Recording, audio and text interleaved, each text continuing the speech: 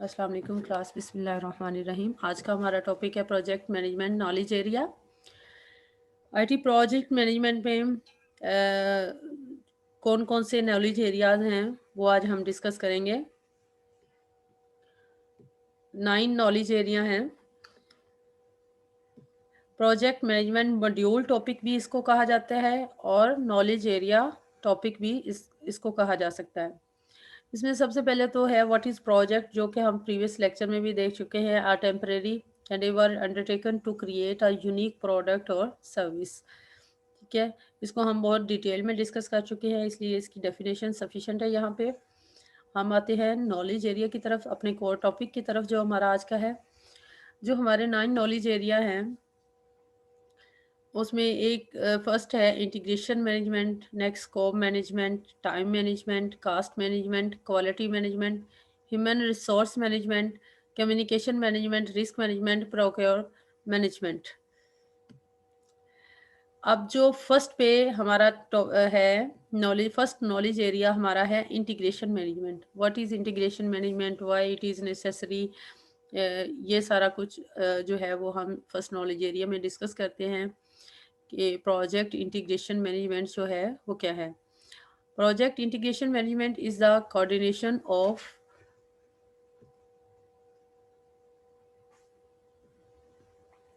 coordination of all element of a project. This include coordinating tasks, resources, stakeholders, and any other project element. In addition to managing conflict between different aspects of a project, making trade-off between competing requests and evaluating resources. Integration management short and brief अगर वे में हम देखें तो मतलब जो हमारे project के तमाम रिसोर्सेज हैं, तमाम एक्टिविटीज़ हैं, उन सब को टास्क हैं या जो लोग इन्वॉल्व हैं, स्टेक होल्डर्स हैं, उनको इंटीग्रेट करना। मतलब किस किस मॉड्यूल में किस किस फेज़ में कौन कौन से लोग इन्वॉल्व हैं। प्रोग्रामिंग फेज़ में प्रोग्रामर इन्वॉल्व है, टेस्टिंग फेज़ में टेस्टर हैं, टेस्टिंग टीम है और क्वालिटी एश्योरेंस टीम है हमारी। और स्टार्ट के फेज़ में जो है प्रोजेक्ट मैनेजर हैं, और प्रोजेक्ट मैनेजर तो खैर थ्रू आउट ही हमारे प्रोजेक्ट में इन्वॉल्व रहता है। इन सबको इंटीग्रेट करना बहुत ज़रूरी है। एक तो इन लोगों को इंटीग्रेट करना, एक जो रिसोर्सेज हम यूज़ कर रहे हैं उनको भी इंटीग्रेट करना बहुत ज़रूरी है। तो फर्स्ट जो नॉलेज एरिया है प्रोजेक्ट मैनेजमेंट का, इंटीग्रेशन मैनेजमेंट में हम टास्क को, रिसोर्सेज को, स्टेक होल्डर्स को एंड सबको कोऑर्डिनेट करते हैं और इन उनकी एक इंटीग्रेशन डेवलप करते हैं। Who is responsible for integration management? Performing integration management in a project is to keep the complete interconnected project as one unified set of activities. This is our project manager की roles. अब बात question ये आता है कि project जो integration है वो कौन करता है, तो ये प्रोजेक्ट मैनेजर का की रोल है कि उसने प्रोजेक्ट इंटीग्रेशन करनी होती है। Effective execution of this role is determined to be critical success factor for the project manager, और ये क्रिटिकल फैक्टर है। प्रोजेक्ट मैनेजर जो है इसको एग्जीक्यूट करवाता है और जो है इसकी सक्सेस के लिए भी काम करता है। नेक्स्ट जो हमारा नॉलेज एरिया आता है सेकंड नंबर पे, वो है project scope management. Project scope management. Project scope. What is scope of a project? The scope is simply all the work that needs to be done in order to achieve the project objectives. In other words, the scope involves the process of identifying and documenting specific project goal, outcome, milestones, task, cost, and timeline dates specific to the project objective. Scope को हम ऐसे ही समझ लें कि overall हमारे project का जो गोल है, जो पर्पस है, उसको इनिशिएट करने से लेके एंड तक जो एक्टिविटीज़ हैं, जो टास्क हैं, जो माइलस्टोन हैं, जो आउटकम्स हैं, उन सब को जो है वो हम इंटीग्रेट करें तो हम स्कोप डिफाइन कर सकते हैं। तो वो हमारे प्रोजेक्ट का स्कोप होता है कि हमारे प्रोजेक्ट के ने क्या करना है, कब करना है, कैसे परफॉर्म करना है, क्या उसकी लिमिटेशन है, क्या उसके चैलेंजेस हैं, क्या उसकी कंस्ट्रेंट्स हैं, ये सब स्कोप में आ जाती हैं। स्कोप में हम प्रोजेक्ट के goal, task, deliverable, deadline and budget as a part of the planning process. अच्छा, अब ये स्कोप जो होता है, ये कोई एक फेज नहीं है कि जिसमें हम स्कोप मैनेजमेंट कर लेते हैं। स्कोप जो है वो हमारे हर फेज का पार्ट होता है।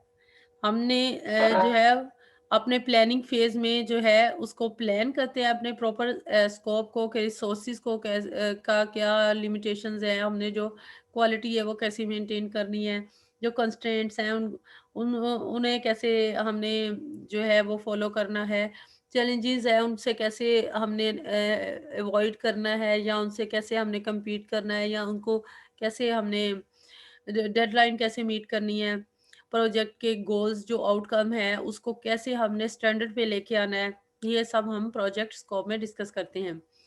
How do you right a scope, कैसे हम एक स्कोप को राइट कर सकते हैं। 8 की step to developing a project scope statement. Project scope statement को डेवलप करने के लिए 8 की स्टेप है। सबसे first and foremost, understand why the project was initiated. जब आप फाइनल ईयर प्रोजेक्ट के लिए भी आते हैं तो सबसे पहले जो क्वेश्चन आपसे किया जाता है, जो फिजिबिलिटी रिपोर्ट स्टूडेंट्स पेश करते हैं। फिजिबिलिटी स्टडी का भी मतलब ये होता है कि इधर दिस कैन हैपन और नॉट, कि ये एक्चुअल में फिजिबल भी है जो काम ये करना चाह रहे हैं, यानी वो रिसोर्सेज भी अवेलेबल है, वो रिसोर्सेज जो है वो सफिशेंट हैं, और इसके अलावा रिसोर्सेज के अलावा जो हम हार्डवेयर या सॉफ्टवेयर या जो भी इन्वॉल्व हैं, क्या वो फिजिबल, वो अवेलेबल, फिजिबल का मतलब है अवेलेबल भी है, जो हम काम करने जा रहे हैं। जैसे घर में ही हम कोई काम करते हैं, कॉलेज में हम कोई काम करते हैं, तो सबसे पहले जब भी काम स्टार्ट करने लगते हैं, फॉर एग्जांपल हम अपना होमवर्क ही स्टार्ट करने लगते हैं, तो हम ये देखते हैं कि हमारे पास पावर पॉइंट एंड नोटबुक है। हम लेक्चर अटेंड करने जा रहे हैं, हमारे पास नोटबुक या पावर पॉइंट है, या हमारे पास जो क्लास से रिलेटेड मटेरियल है वो हमारे पास है। तो इस तरह जो प्रोजेक्ट स्टार्ट करना होता है उसकी भी फिजिबिलिटी तैयार की जाती है। फिजिबिलिटी स्टडी का ही मतलब ही ये होता है कि हमने ये देखना होता है कि जो जो रिसोर्सेज, जो जो पीपल, जो जो सॉफ्टवेयर्स, जो जो हार्डवेयर, जो भी डिवाइस, जो भी इन्वॉल्व हैं उस प्रोजेक्ट्स में, क्या वो एक्चुअली फिजिबल है या नहीं है। हमने कोई ऐसी टेक्नोलॉजी या कोई ऐसा टूल जो है वो हमने कह दिया जी, फिजिबिलिटी स्टडी की नहीं अच्छी तरह, और हमने कह दिया जी हम इससे प्रोजेक्ट जो है वो हम अपने प्रोजेक्ट में इसको यूज़ करेंगे, ऐसी कोई टेक्नोलॉजी जो अभी तक पाकिस्तान में लॉन्च ही नहीं हुई। तो उसका मतलब है कि वो फिजिबल नहीं थी और अवेलेबल ही नहीं थी, और हमने उसका जो है उसको बेस बना के प्रोजेक्ट ले लिया। अब कैसे उसको कंप्लीट करना है, कैसे डेडलाइन को मीट करना है, कैसे उसको गोल को अचीव करना है, कैसे उसकी आउटकम आप प्रोवाइड कर सकते हैं। तो ये चीज़ें स्टार्ट पे बहुत और ये स्कोप में भी ये चीज़ डिफाइन की जाती है कि प्रोजेक्ट को कैसे, सबसे पहले तो ये समझना है, understand why the project was initiated, कि प्रोजेक्ट को क्यों इनिशिएट किया गया है। Define the key objective of the project, objective of the project को डिफाइन करना है कि इसकी की ऑब्जेक्टिव क्या है, इसका बेनिफिट क्या है, इसका आउटकम्स क्या आएंगे, इससे सोसाइटी को, इसको एनवायरनमेंट्स को, या जिस भी लोगों के लिए, या जिन डिवाइसेस के लिए, या जिस बिजनेस के लिए, या जिस इंस्टीट्यूट के लिए या ऑर्गेनाइजेशन के लिए हम इसको डेवलप कर रहे हैं, उसको इसके क्या आउटकम्स मिलेंगे, इसके क्या उनको बेनिफिट्स मिलेंगे। ये चीज़ डिफाइन करना स्कोप में आता है। Outline the project statement of work, और फिर एक आउटलाइन प्रिपेयर की जाती है कि जो हमने काम करना है उसकी एक आउटलाइन प्रिपेयर किया जाता है। जैसे आपका कोर्स वर्क है तो उसको अगर देखिए, काफ़ी सारी यूनिवर्सिटीज़ और कॉलेजेस एफिलिएटेड हैं बीजीयू के साथ।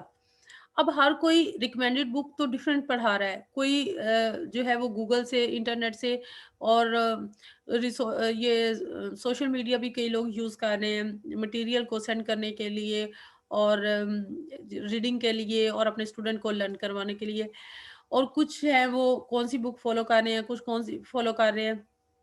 तो कैसे ये होता है कि सारे जो कॉलेजेस हैं या सारे जो यूनिवर्सिटीज़ हैं वो पेपर एक जैसा, सारे स्टूडेंट अटेम्प्ट मतलब एक जैसा पेपर सबको आ जाता है। तो बुक्स डिफरेंट डिफरेंट पड़ी हुई हैं, मटेरियल सबके पास डिफरेंट था, तो वो कैसे उसको अटेम्प्ट कर लेते हैं? ये ऐसे कि जो आउटलाइन प्रोवाइड की जाती है या जो आउटलाइन होती है वो टॉपिक सबके पास सेम होते हैं, तो वो उसको अटेम्प्ट करने के काबिल होते हैं। इस तरह जब प्रोजेक्ट जो है वो कोई स्टार्ट किया जाता है, तो उसमें उसकी एक आउटलाइन डिफाइन की जाती है कि काफ़ी सारे लोग मिल के उस प्रोजेक्ट पे काम कर रहे होते हैं। एक तो आउटलाइन का बेनिफिट ये होगा कि जो प्रोजेक्ट मैनेजर है, प्रोजेक्ट हेड है, प्रोजेक्ट कोऑर्डिनेटर है, सबसे पहले तो उसको ये आसानी होगी कि मैंने इस वर्क को कैसे डिवाइड करना है, इन टास्क को मैंने कैसे डिवाइड करना है, कितने मुझे लोग रिक्वायर है और मैंने इनको कैसे फुलफिल करना है। दूसरा, उस ये इस आउटलाइन से वो जो है वो साथ-साथ उसकी एक्टिविटीज़ मैनेज होती जाएँगी, फेजेज़ के थ्रू भी मैनेज करते हैं वो। नेक्स्ट है आइडेंटिफाई मेजर डिलिवरेबल। उसके बाद है कि मेजर डिलिवरेबल कैसे जो है वो डिलिवरेबल का मतलब ये है कि कौन से टास्क, कौन से मॉड्यूल्स, कौन से फेजेज़ जो हैं वो हमने कैसे कंप्लीट करना है काम को। सेलेक्ट की माइलस्टोन। माइलस्टोन भी होता है कि हमने कोई एक्टिविटी, कोई टास्क उनको सब टास्क में डिवाइड किया होता है कि हमने ये वाला फंक्शन कैसे परफॉर्म करना है, कब कितना होगा, ये आइडेंटिफाई जो है वो किया जाता है स्कोप के अंदर। उसके बाद है लिस्ट किया जाता है इन सबको कि हमने कैसे-कैसे ये काम कब-कब परफॉर्म करने हैं। उसके बाद आता है sign off. Project sign off. Sign off का मतलब ये है कि sign off the scope statement ensure that all the stakeholders are in agreement of and support the goals, deliverables, and requirements of the project. It also serve as a handy reminder when memories get foggy later in the project. अच्छा, ये होता है कि जैसे verbal हमने सारा काम कर लिया कि लेकिन जो स्कोप जब डिफाइन किया जाता है, एक रिटन डॉक्यूमेंट होता है, उस पे हम आउटलाइन डिफाइन करते हैं, अपने डिलीवरेबल स्कोप बेनिफिट्स उसका स्कोप डिफाइन किया जाता है। जब ये काम किया जाता है, तो उसके बाद लास्ट पे जो जितने लोग इन्वॉल्व होते हैं, स्टेक होल्डर्स होते हैं या जो भी लोग उस एग्रीमेंट में आते हैं, जिन्होंने फंडिंग की होती है, फाइनेंस किया होता है या किसी भी तरह से वो इस प्रोजेक्ट से इफेक्ट हो रहे हैं या उनको बेनिफिट होना है या उन लोगों को हमने इन्वॉल्व किया हुआ है, तो हम उनसे एक एग्रीमेंट भी साइन करवाते हैं। उसको बोलते हैं कि साइन ऑफ, कि जो हमने गोल्स डिसाइड किए हैं, डिलीवरेबल्स या रिक्वायरमेंट्स, क्या आप इससे एग्री करते हैं? इसका बहुत ज़्यादा बेनिफिट है कि जब हम किसी से रिटन में इस तरह एग्रीमेंट करवा लेते हैं, तो बाद में अगर हमारा प्रोजेक्ट जो है हमें अपने प्रोजेक्ट में बाद में किसी किस्म की टेंशन नहीं रहती कि ये प्रोजेक्ट जो है रिजेक्ट हो जाएगा, क्योंकि जब एग्रीमेंट साइन हो जाता है तो वो एक किस्म का लीगल प्रोजेक्ट जो है वो बन जाता है।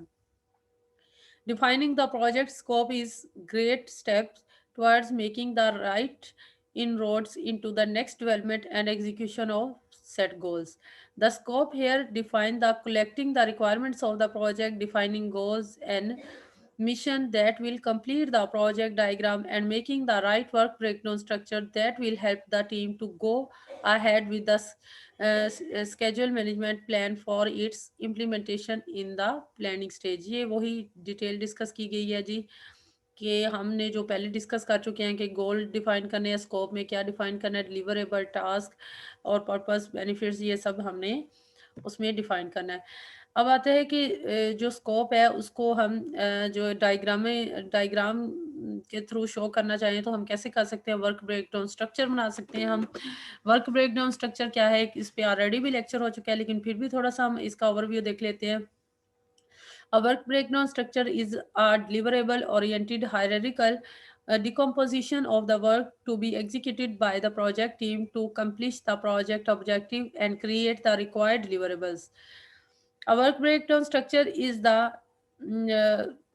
ये एक डायग्राम है, जैसे-जैसे हमने डिकम्पोज़ किया होता है अपने प्रोजेक्ट को, हमने प्लानिंग करनी है, एग्ज़ीक्यूटिंग करनी है, मॉनिटरिंग करनी है, कंट्रोलिंग करनी है, रिपोर्टिंग करनी है, हम उसको कंपोनेंट लेवल पे जो है वो डायग्राम के थ्रू शो कर देते हैं कि ये काम हमने कैसे करनी है। Work breakdown structure is an important step as the main work related to the project scope is broken down into minute pieces that will aid the team via brainstorming and deeper understanding of the requirement.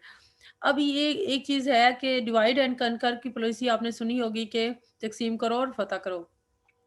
कि कोई बहुत complex task है, अगर हम उसको divide कर लेंगे छोटे-छोटे चंक्स में, मॉड्यूल्स में, फंक्शंस में या टास्क में या एक्टिविटीज़ में, तो वो हमारे लिए करना आसान हो जाता है। इसकी एग्ज़ाम्पल एक प्रोग्राम सी का प्रोग्राम है, जावा का कोई प्रोग्राम है या कोई ऐसा प्रोग्राम है, जो काफ़ी लंबा सारा प्रोग्राम था, लेकिन अगर आप उसको करना स्टार्ट कर देते हैं बगैर किसी फंक्शन के, बगैर किसी क्लास के, बगैर किसी मॉड्यूल के, तो आपको यही सबसे पहले समझ नहीं आती कितने वेरिएबल डिक्लेयर करवाने हैं, कितने इनिशियलाइज करवाने हैं और कैसे कैसे इस प्रोग्राम को हमने समाप्त करना है। लेकिन अगर हम उसको फंक्शंस के थ्रू करते हैं तो हम उसके पार्ट्स कर लेते हैं। नेक्स्ट हमारे पास है, ये नेट डिस्कनेक्ट हो रहा है बार बार, मैं चेक करती हूँ।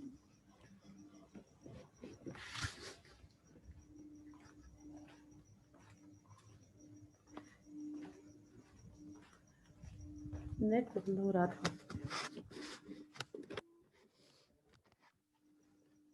नेट के साथ शायद कोई मसला था।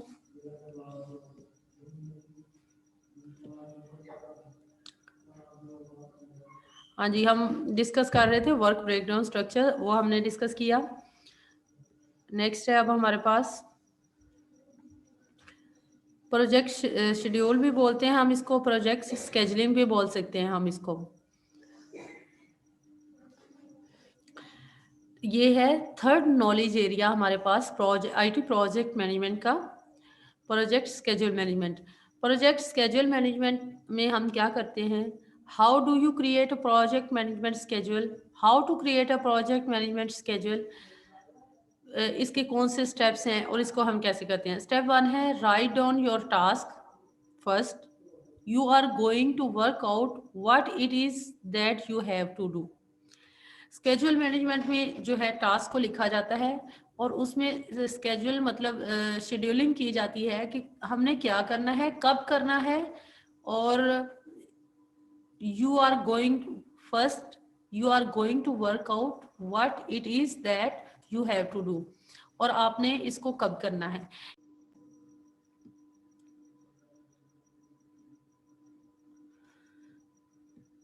टास्क को डिफाइन करें, ठीक है। क्रिएट सम माइलस्टोन, नंबर 4 पे है calculate the time scale, number 5 पे है allocate people to task, number 6 पे है रिव्यू रेगुलरली। ये है शेड्यूलिंग हमने किस किस चीज़ की करनी है और कैसे करनी है। नेक्स्ट भी ये शेड्यूलिंग से रिलेटेड है। Time is an important factor for the completion of the project and it is one of the prime and important की फैक्टर ऑफ प्रोजेक्ट मैनेजमेंट। हमने टाइम एस्टिमेटिंग की कुछ टेक्निक्स देखी थी, सीक्वेंसिंग, और कैसे हमने इसको मैनेज करना है। आपने इधर जो है वो टेक्निक्स का भी आप बता सकते हैं कि हम ये टेक्निक्स यूज़ करते हैं टाइम मैनेजमेंट करने के लिए। हम कौन कौन सी टेक्निक यूज़ करते हैं वो हमने टाइम एंड कास्ट एस्टिमेटिंग में पढ़ा था, वो आप यहाँ पे डिस्कस कर सकते हैं। नेक्स्ट है नंबर 4 पे हमारा है प्रोजेक्ट कास्ट मैनेजमेंट। ये भी हम इस पे एक लेक्चर जो है डिटेल लेक्चर देख चुके हैं, लेकिन फिर भी हम इसको थोड़ा सा ओवरव्यू देख लेते हैं। ये फोर्थ नॉलेज एरिया है प्रोजेक्ट मैनेजमेंट का, और इसमें ये है कि हम there are the 3 major type of direct labour, material, equipment and other project overhead and general and administrative overhead. ये हम डिस्कस कर चुके हैं कि लेक्चर में हमने क्लास में जो लेक्चर लिए हुए हैं कि हम डिफरेंट टाइप्स की कास्ट होती हैं और एडमिनिस्ट्रेशन लेवल पे कुछ कास्ट होती हैं, उनको भी मैनेज करना बहुत ज़रूरी होता है। Project cost is another important factor that will determine the credibility and effectiveness of the company in the execution of the project in the accepted invoice amount. The step involved in this knowledge area is spread across planning and monitoring and controlling phase. ज़्यादातर जो cast management की techniques use की जाती हैं या cast estimation किया जाता है वो हम कौन से फेज में करते हैं, planning and monitoring and then फिर कंट्रोलिंग फेज में। In planning phase the cost management and disbursement plan is made for each entity with input of the schedule management. cost estimated, and finally budget for each phase is allocated on the project basis. A report is generated, assessment and will be फिर disconnect हो रहा है, फिर इसको दोबारा से share करती हूँ। ठीक है जी। हाँ, 4 प्रोजेक्ट कास्ट एस्टिमेशन टेक्निक्स हैं जो हम पहले भी डिस्कस कर चुके हैं। एनालॉजी मेथड भी हमने देखा था।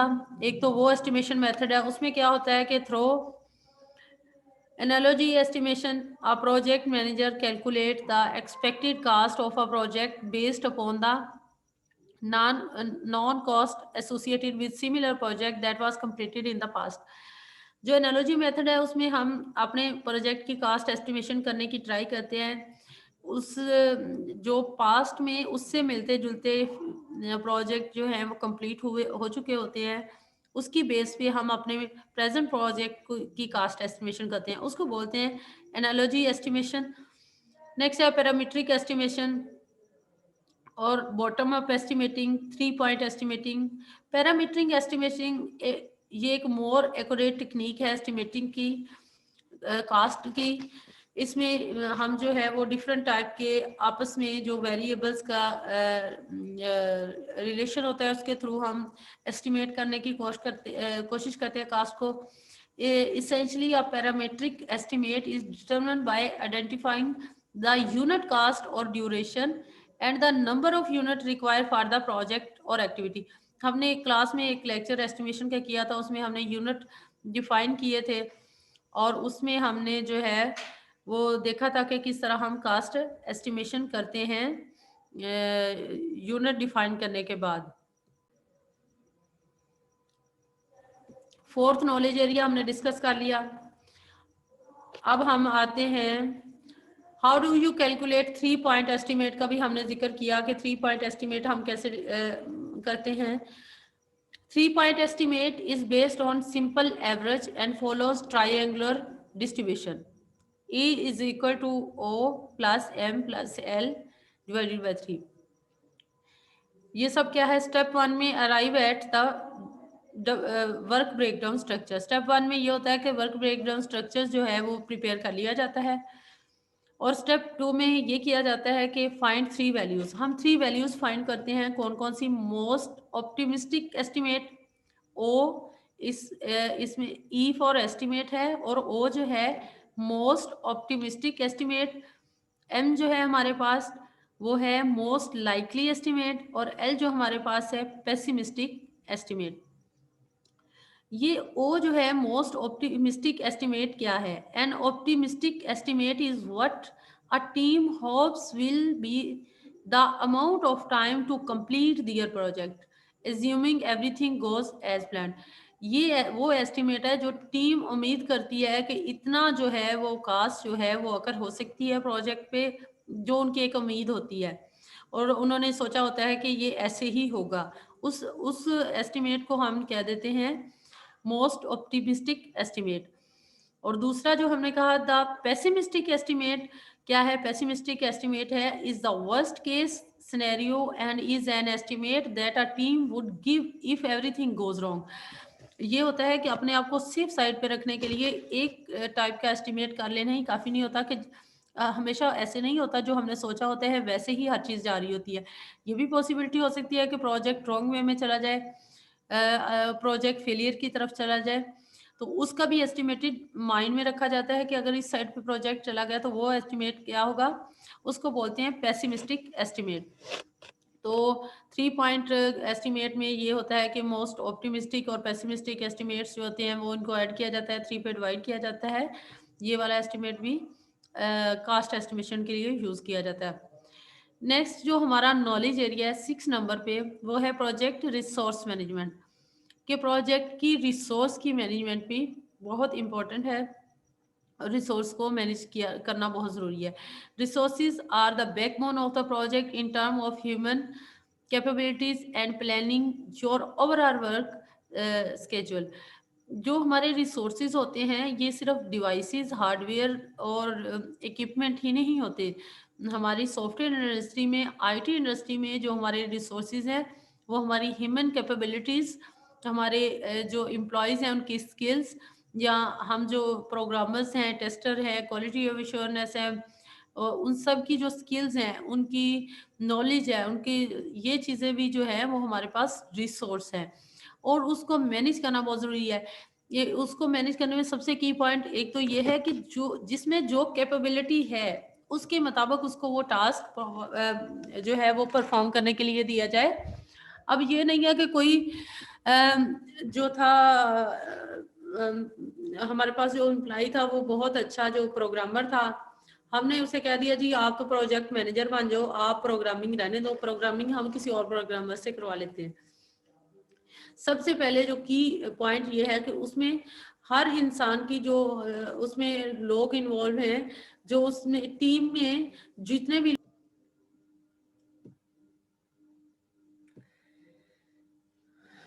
हर किसी को उसकी कैपेबिलिटी के लिहाज से टीम में जितने भी लोग इन्वॉल्व हैं उनको उनकी कैपेबिलिटी के लिहाज से उनके टास्क जो है वो असाइन करना।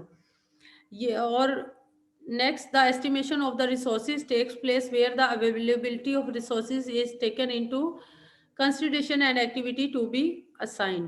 Executing and managing and control phase जो ज़्यादातर हम रिसोर्स एस्टिमेटिंग करते हैं वो हम करते हैं the task under this knowledge category are spread across planning, executing and managing and control phase में हम ज़्यादातर अपनी रिसोर्स मैनेजमेंट करते हैं। नेक्स्ट हमारे पास है जो नॉलेज एरिया नंबर 7 पे project communication management. Project communication management is most important and key factor of the project management for project management success. Communication with different people involved internally or externally is the lifeline for success or failure of project. Communication could be जो communication हमारे project की है वो internal हमारे अपने employees जो team member होते हैं उनके साथ भी कम्युनिकेशन करना होता है और दूसरा